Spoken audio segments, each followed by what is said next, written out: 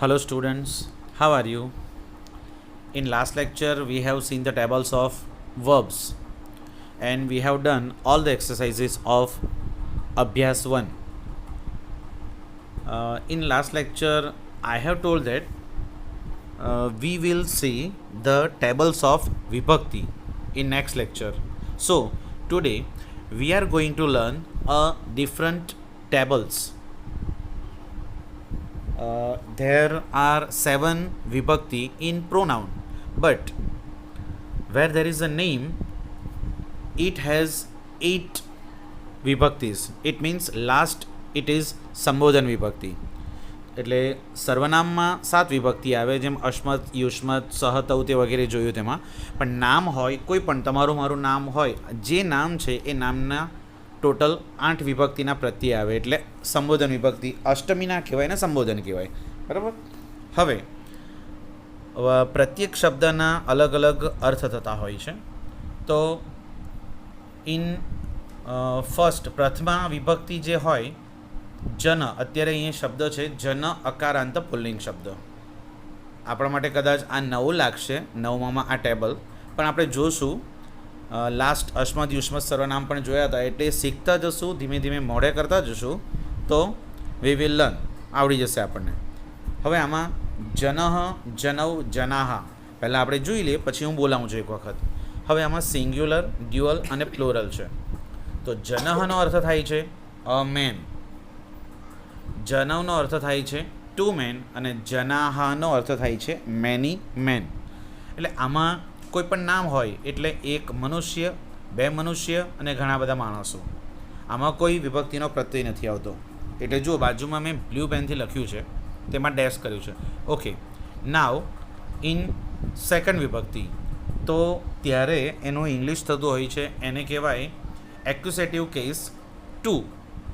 એટલે હવે સમજો જન્મ લખ્યું હોય આપણે, જન્મ, તો એનો અર્થ થાય ટુ અ મેન, એટલે માણસને. I gave a pen to a man, એમ જ્યારે આપણે કહીએ છીએ ગુજરાતીમાં માણસને, તે ઉપર જે માત્રો આવે છે ને, તો ત્યારે ટુ આવે. પછી જનવ એટલે ટુ મેન, બે માણસને. જનાન ટુ મેની મેન, ઘણા બધા માણસોને, પુરુષોને. ઓકે, ઇન થર્ડ વિભક્તિ it is called instrumental case. ત્યારે આવે છે બાય અને વિથ. જને ન હોય સિંગ્યુલર, તો એનો અર્થ થાય બાય અ મેન. જનાભ્યામ dual by two man, and plural જનૈહી બાય મેની મેન, એટલે ઘણા બધા માણસો વડે, અથવા તો વિથ પણ આવી શકે, with a man, with two man, with many man. Okay, in fourth dative case it's English is for, FOR. જનાય સિંગ્યુલર, જનાય, તો it's English is for a man, માણસ માટે. જનાભ્યામ ફોર ટુ મેન, એન્ડ જનેભ્ય ફોર મેની મેન. જનાત પંચમી વિભક્તિ, ફ્રોમ અ મેન, એક માણસમાંથી, બરાબર, એવો અર્થ થાય, માણસમાંથી. જનાભ્યામ ફ્રોમ ટુ મેન, જનેભ્ય ફ્રોમ મેની મેન. ષષ્ઠી વિભક્તિ જનસ્ય, ઓફ અ મેન, એટલે માણસનું. અહીંયા આપણે we can write here apostrophe s also. Whose book is this, તો આપણે કોઈ નામ લઈએ, this is Pritha's book, apostrophe s આવે ને, તો ની, એ અર્થ પણ ચાલે. અને ડ્યુઅલ હોય તો ઓફ ટુ મેન, અને જનાનામ ઓફ મેની મેન. ઇન સપ્તમી વિભક્તિ locative case, there is in, on, over, under, above, et cetera. Sorry, under નહીં, ઇન, ઓન, ઓવર અને અબવ, આટલા 4 શબ્દો એમાં આવતા હોય છે. ઇન અ મેન એટલે માણસની અંદર, ઓન અ મેન માણસની ઉપર, આવું પણ આવી શકે. જનયોહો ઇન ટુ મેન, અને જનેશુ ઇન મેની મેન, ઘણા બધા માણસોમાં. સમજો અહીંયા જને એટલે વિરાટનગરે, આવો શબ્દ હોય વિરાટનગરમાં, તો ઇન અ વિરાટનગર, એવી રીતે, બરાબર. અને સંબોધન વિભક્તિ છે અહીંયા, આપણે જે મેં શરૂઆતમાં કીધું તેમ, અહીંયા સંબોધન વિભક્તિ અહીંયા વધારાની છે. તો હે જન, હે જનૌ, હે જનાહ, આ ઉપર જે હોય છે ને એ જ નીચે એનું ગુજરાતી થતું, એટલે આગળ ફક્ત ઓ સ્ટુડન્ટ્સ, ઓ બોયઝ, બરાબર. આ રીતે આપણે જે સંબોધન કરીએ છીએ તે. ઓકે, એક વખત હું બોલાવું છું, અને બીજી વખત જ્યારે હું બોલીશ ત્યારે તમારે બોલવાનું છે. જનઃ જનૌ, જનાહ પ્રથમા, જનઃ જનૌ, જનાહ પ્રથમા, જનમ જનૌ, જનાન દ્વિતીયા, જનમ જનૌ, જનાન દ્વિતીયા, जनेन जनाभ्यां जनैः तृतीया जनाय जनाभ्यां जनेभ्यः चतुर्थी जनात् जनाभ्यां जनेभ्यः पंचमी जनस्य जनयोः जनानां षष्ठी जने जनयोः जनेषु सप्तमी हे जन हे जनौ हे जनाः संबोधन. ओके, એટલે દરેક ત્રીજી વિભક્તિથી હું બોલ્યો નથી, એવી રીતે તમે પોઝ કરીને જાતે તમે બોલતા જજો. હવે આગળ બીજું ટેબલ. ઓકે, હવે આપણે આ જન અકારાંત જે પુલ્લિંગ શબ્દ છે એ મેં લખ્યો છે, એની જગ્યાએ તમારે હોમવર્કમાં રામ શબ્દ બાજુમાં જે મેં લખ્યો છે ને એ રામ શબ્દ તમારે એની વિભક્તિનું ટેબલ આખું બનાવવાનું છે પ્રથમાથી સંબોધન સુધી. જો એક વખત હું બોલું છું.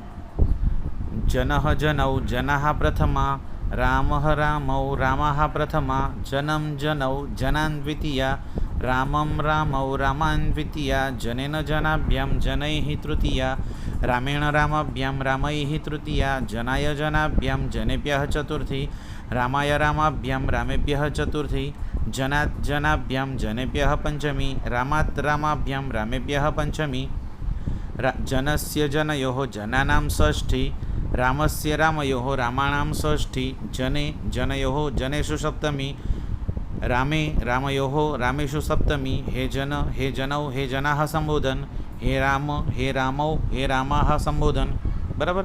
फक्त तृतीय विभक्ति सिंग्युलर में जनेननी जग्याए आपणे अण लखवानो छे. वी हेव टू राइट रामेण एंड षष्ठी विभक्ति plural in here the table of jana jananam, but in ram shabda it will be ramanam, so we have to write janas ramasya ramayoh ramanam. Okay, okay, second number is bhanu ukaranta pulling shabda. Here we have bhanu shabda, the table of bhanu in textbook, but in homework we have to write the table of ગુરુ ઉકારાંત પુલ્લિંગ શબ્દ. બરાબર. એટલે એક વખત હું ભાનુ શબ્દ બોલીશ અને બીજી વખત પછી હું ગુરુ શબ્દની વિભક્તિ બોલીશ. તમારા સાથે બોલવું હોય તો તમે આ રીતે જોઈને એ જ રીતે પ્રત્યય લગાડીને બોલવાનું છે. હું ગુરુ બોલીશ બીજી વખત અને તમારે પછી એ રીતે હોમવર્કમાં પછી સાંભળ્યા પછી લખવાનું છે. બરાબર છે. ભાનુ, ઇટ્સ મિનિંગ ઇઝ ભાનુ મીન્સ સન, સૂર્ય. હવે એક સૂર્ય, બે સૂર્ય અને પ્લુરલ ઘણા બધા સૂર્ય.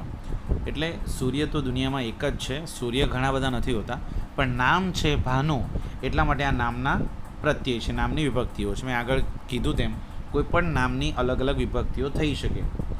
દુનિયામાં જે વસ્તુનું નામ છે તેની વિભક્તિ થાય, તમારી મારા નામની પણ વિભક્તિ થઈ શકે એવી રીતે. ઓકે.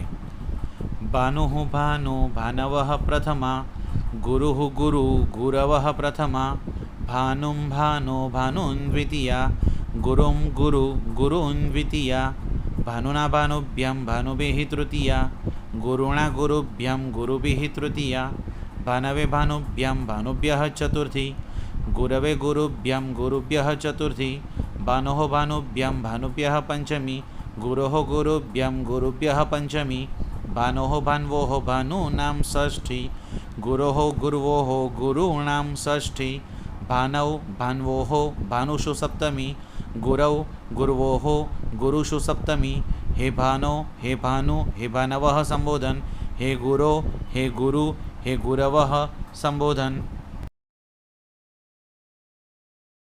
ओके, नंबर 3 is लता आकारांत स्त्रीलिंग शब्द. Here we have a table of lata, but we have to write the table of Sita in homework. Clear? Okay.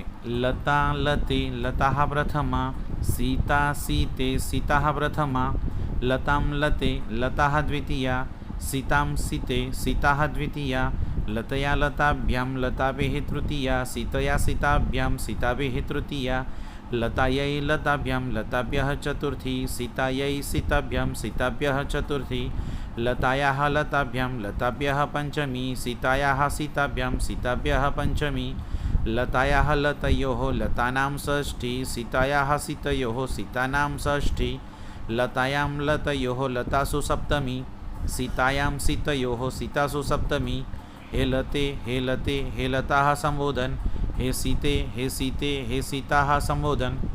Okay, આપણે આ રીતે લતાની જગ્યાએ આકારાંત સ્ત્રીલિંગ શબ્દ એવું સીતાના ટેબલ લખવાના છે. બરાબર.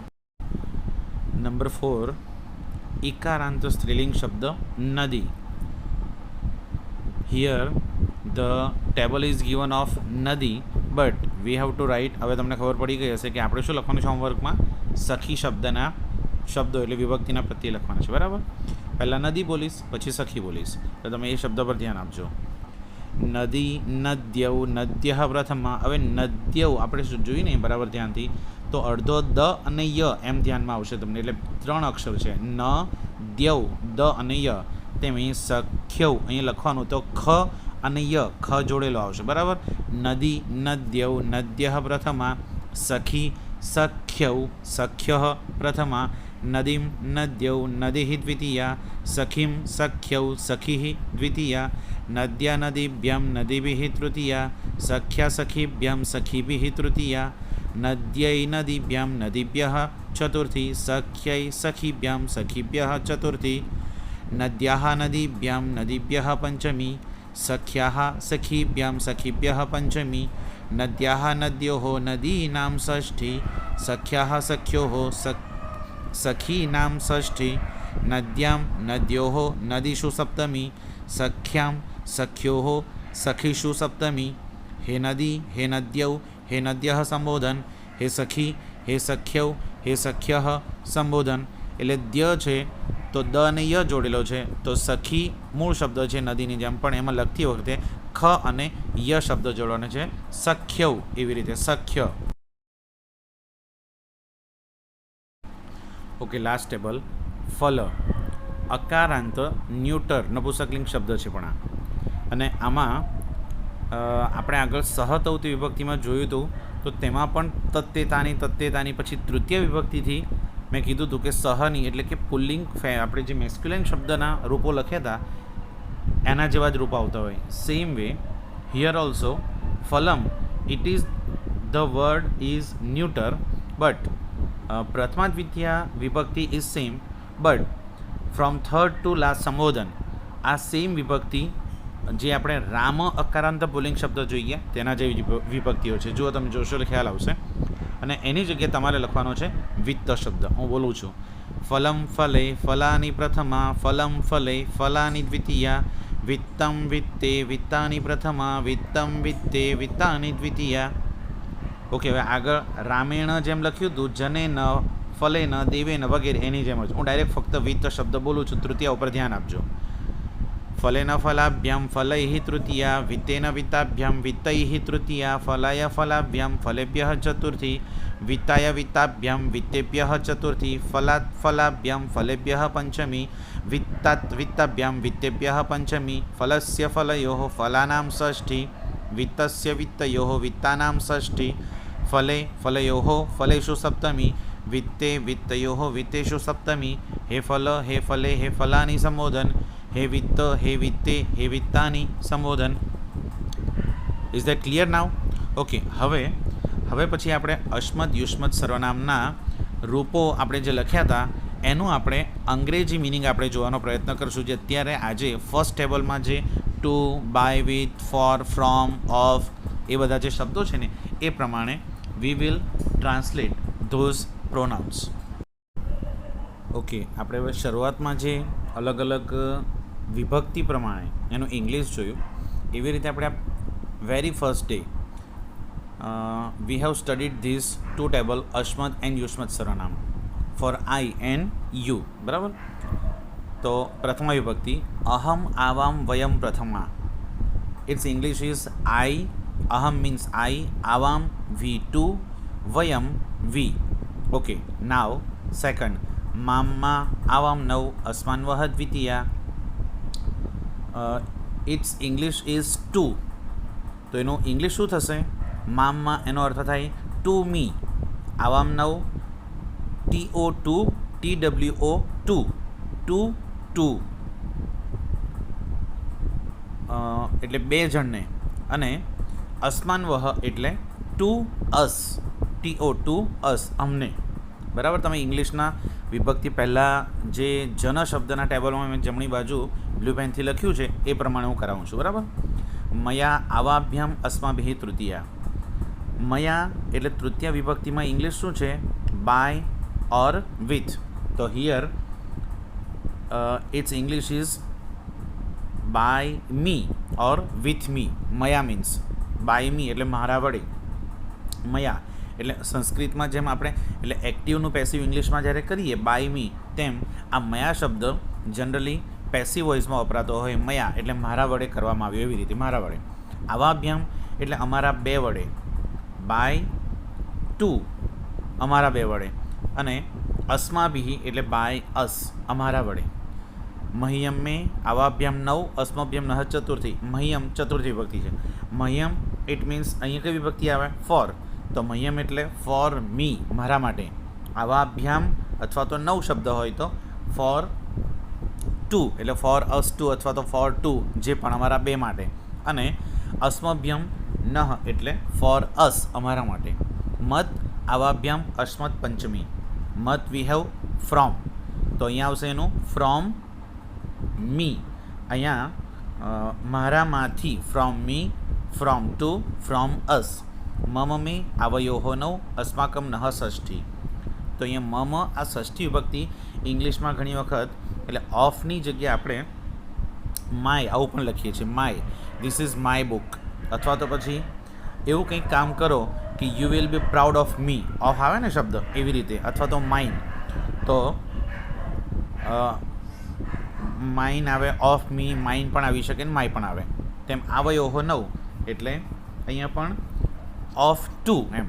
અને અસ્માકમ નહ ષષ્ઠી એટલે આમાં પણ આપણે અવર આવો એક શબ્દ આવે. ધીસ ઇઝ અવર બુક્સ, આ અમારી ચોપડીઓ છે. અથવા તો this books are belonging to us, sorry of us. બરાબર, એટલે અહીંયા ઓફ અસ પણ આવી શકે, અમારું એમ. અને મયી અવયોહો અસ્માશુ સપ્તમી. અહીંયા ઇન મી, ઇન ટુ અને અસ્માસુ એટલે ઇન અસ. ઓકે, તેવી રીતે ત્વમ, યુવામ, યુયમ પ્રથમા વિભક્તિ છે. તો ત્વમ એટલે યુ, યુ ટુ અને યુ પ્લોરલ. ત્વામ ત્વા એટલે ટુ યુ. પછી ટીઓ ટુ, ટીડબ્લ્યુ ટુ, ટુ એવી રીતે. અને યુષ્માન વહ તો ટુ યુ. હવે આમાં તો સિંગ્યુલર અને ડ્યુઅલ સેમ જ આવશે, પણ એક સિંગ્યુલર એક વચન છે ને એક બીજો લાસ્ટ પ્લુરલ એ બહુવચન છે યુ. ઇન થર્ડ વિભક્તિ ત્વયા યુવાભ્યામ યુષ્મા વિહિત તૃતીયા. તો બાય યુ ટુ અને બાય યુ.